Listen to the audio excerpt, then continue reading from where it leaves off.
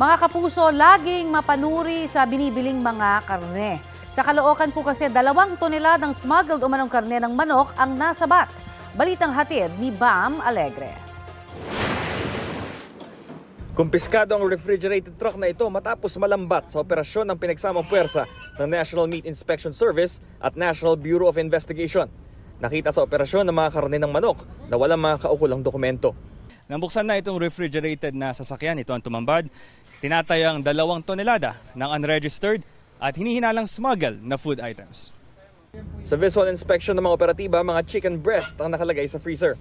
Nasa kustudiya na ng NMIS at NBI ang driver ng truck. Hindi na siya iniharap sa media. Hindi pa rin muna sila nagbigay ng karagdagang impormasyon sa pagkakakilanlan niya.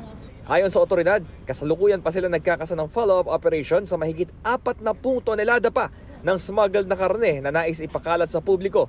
Malaking peligro raw ito sa kalusugan ng taong bayan kung aabot sa merkado ayon sa NMIS. Siyempre ito undocumented to. Undocumented. Karaniwan kasi ng mga ito, hindi natin malaman kung ayos ang pinanggalingan nito. Pagka kasi documented yan, yung mga may papel, nanggaling yan sa mga compliant na mga accredited na meat establishment. Na-inspect yan, maayos, palinis, safe. Pagka undocumented, karaniwan mga hot meat. Yan. So, hindi natin alam kung anong proseso, paano ini-handle. Bam Alegre, nagbabalita para sa GMA Integrated News.